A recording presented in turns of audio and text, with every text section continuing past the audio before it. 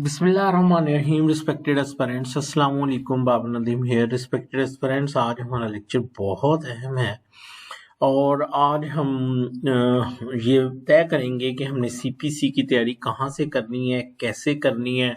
और अगर मैं आपको ये समझाने में कामयाब हो गया, कायल करने में आपको कायल करने में कामयाब हो गया कि इस सब्जेक्ट की क्या अहमियत है और ये कितना आसान है और इसके कितने पेट सोर्सेज हैं तैयार करने के लिए, तो मेरा ख्याल है कि आपको ओवरऑल पूरे जो एग्जाम है उसमें उसका फायदा होगा। तो हम लोग जो है इसको स्टार्ट करते हैं। पहले मैं आपको बताना चाहूंगा कि इस सब्जेक्ट की अहमियत क्या है। ये सिविल लॉ के जो बाकी सब्जेक्ट्स हैं उससे थोड़ा सा हटके है। जो सीपीसी है ना, देखिए वो है जनरल लॉ। अब जो फैमिली कोर्ट एक्ट है वो स्पेशल लॉ है। रेंटेड प्रीमिसेस एक्ट एक स्पेशल लॉ है। लेकिन अगर वो स्पेशल लॉ भी हैं तो उन्होंने अपने जो प्रिंसिपल्स हैं वो सीपीसी से ही ड्राइव किए हुए हैं। ठीक है, उन्होंने अपने प्रिंसिपल सीपीसी, इवन अगर वो किसी पॉइंट पे साइलेंट है तो फिर सीपीसी की तरफ देखना पड़ता है। ठीक है, कहने का मतलब ये है कि सीपीसी को हम अगर सिविल के तमाम कवानीन की माँ कहें तो गलत नहीं होगा। और अगर सीपीसी पे आपकी ग्रिप हो जाए कंसेप्चुअली तो ये जो बाकी एक्ट हैं ये आपके लिए कोई इशू नहीं है। एक अच्छा वकील बनना आपके लिए जो है वो कोई इशू नहीं है। ठीक है, तो इस वजह से इस सब्जेक्ट के ऊपर जो है वो थोड़ी सी जो है वो ग्रिप करने की जरूरत है। ठीक है, अच्छा। अब पेपर पैटर्न किस तरह से आता है वो आपको पता ही है कि वो सब्जेक्टिव क्वेश्चन तो पूछता है वो साथ में प्रोपोजिशनल या ऑर्डर राइटिंग बेस्ड क्वेश्चन भी जो है वो पूछ लेता है। पैटर्न के बारे में आपने इसलिए परेशान नहीं होना कि हम लोगों ने अब पास पेपर शुरू किए हुए हैं और जो जो भी सब्जेक्ट के आते हैं क्वेश्चन हम उसको हल कर रहे हैं। तो आई एम वेरी होपफुल कि इंशाल्लाह बहुत जल्द आपको खुद पता चल जाएगा कि पेपर किस तरह से आता है और मैंने किन लाइंस के ऊपर तैयारी करनी है। सीपीसी के अहम सवालात कौन से हैं ये मैंने आपको बताया हुआ था। अच्छा, इस पे मैं आपको एक लेक्चर भी दूंगा सीपीसी और high court rules and order में कि जो दी मोस्ट इम्पोर्टेंट प्रीवियंस है ना, वैसे फोकस तो सारे पे करना है लेकिन वो इम्पोर्टेंट चीज़ें कौन सी हैं, इम्पोर्टेंट क्वेश्चंस कौन से हैं जिस पे बहुत ही ज़्यादा फोकस करना है, वो इंशाल्लाह उसके ऊपर मैं आपको एक लेक्चर बहुत जल्द जो है वो दूंगा। लेकिन तब तक के लिए अगर आप ये जानना चाहते हैं कि इम्पोर्टेंट क्वेश्चन कौन से हैं तो आप पास क्वेश्चंस को उनकी रेलिवेंट प्रीवियन देखिए कहाँ से पूछे गए हैं। तो अगर आप सारे पास पेपर जो आपको दिए गए हैं, जजेस के डिपार्टमेंटल पेपर दिए गए हैं, अगर आप उनमें से आइडेंटिफाई कर लें तो आपको पता चल जाएगा कि सीपीसी के कौन से ऐसे सब्जेक्ट में ऐसे वो हैं टॉपिक्स जो कि बहुत इंपॉर्टेंट है। मैं इसलिए कह रहा हूँ कि ये लेंथी सब्जेक्ट है, तो लेंथी सब्जेक्ट है, हम कर तो थारोली रहे हैं स्टडी, लेकिन जो मोस्ट इम्पॉर्टेंट है उसके ऊपर मैं इंशाल्लाह आपको ज़रूर गाइड करूँगा। अब आ जाते हैं कि हमने इसकी तैयारी कहाँ से करनी है। बेरक तो हमने करना ही करना है।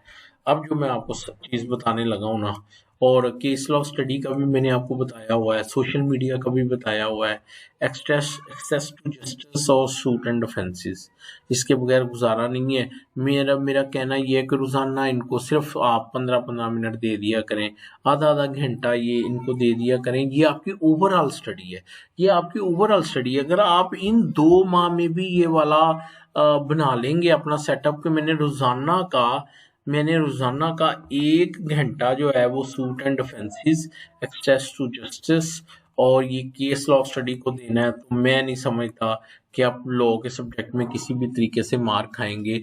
वो जो एक प्रैक्टिकल अप्रोच के पॉइंट ऑफ व्यू से आपका एक गैप है वो पूरा हो सकता है।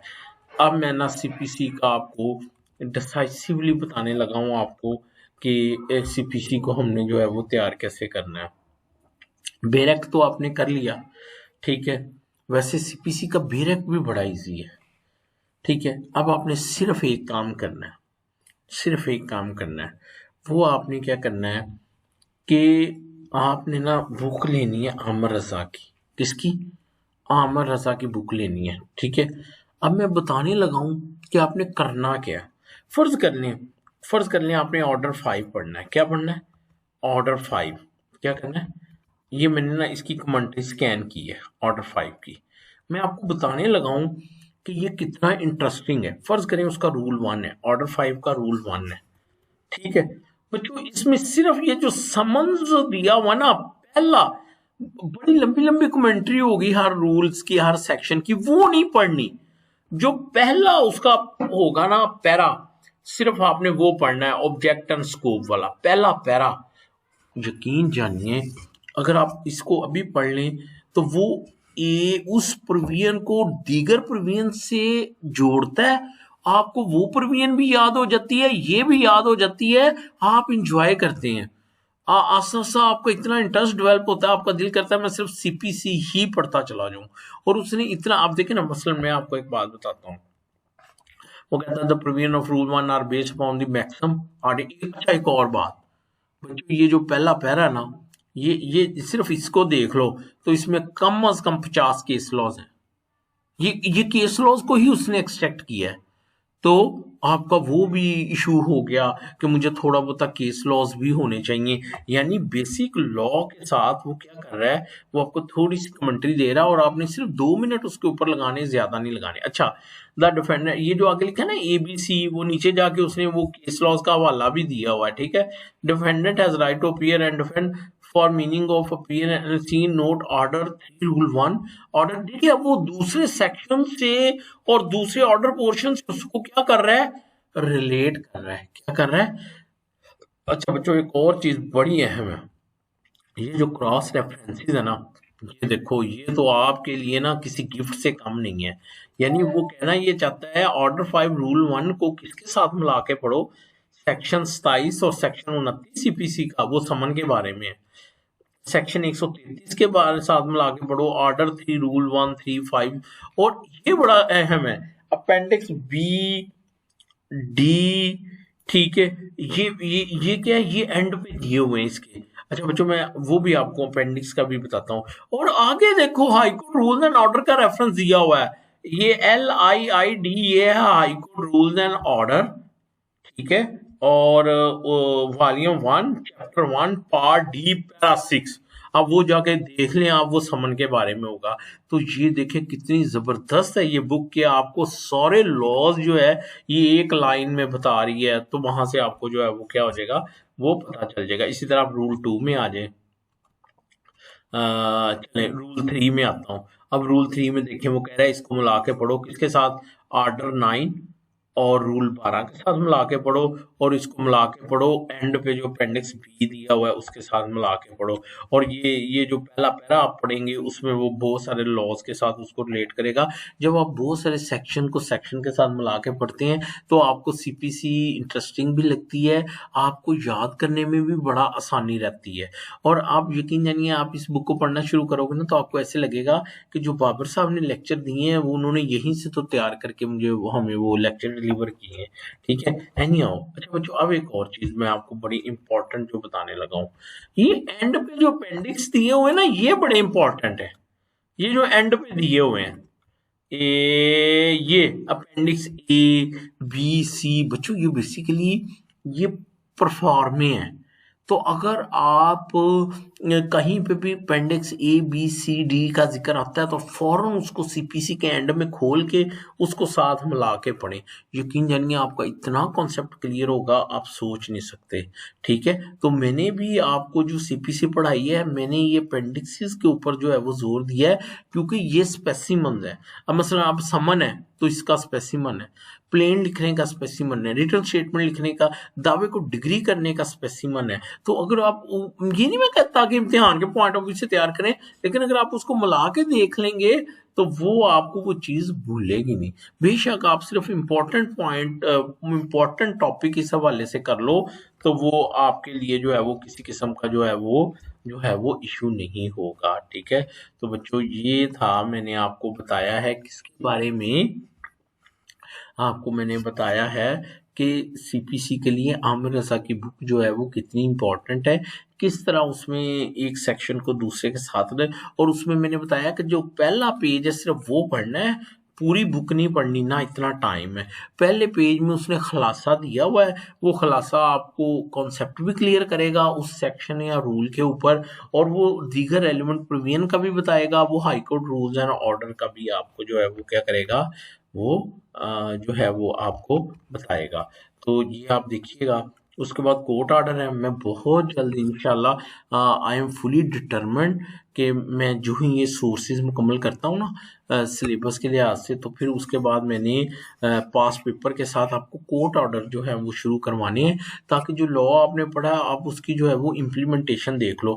और उसके लिए भी मैं क्या किया करूँगा, मैं एक कोर्ट की फाइल ले आया करूँगा घर में, तो वो जैसे आप कहानी नहीं सुनते वैसे आपको कहानी की तरह सुनाता चला जाऊँगा, दिखाता चला जाऊँगा कि ये इस तरह से एक दावा दायर हुआ, उसमें पहला ऑर्डर ये हुआ, दूसरा ये हुआ। जब मैं 2-3 फाइलें आपको बता दूँगा ना, तो यकीन जानिए आप ऐसे ही समझिए जैसे आपको लगेगा कि मैंने तो ना यानी कोर्ट में जो एक प्रैक्टिस वाला मेरे एक कॉम्प्लेक्स था, 7 से कम 3 था, वो भी दूर हो गया।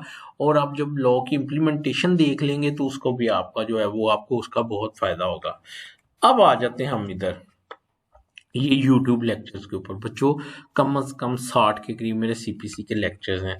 वो लेक्चर इसलिए अहमियत के हामिल हैं, वो इसलिए अहमियत के हामिल हैं कि मैंने उन लेक्चर्स में अपना जो जज का एक्सपीरियंस है वो भी शामिल कर दिया।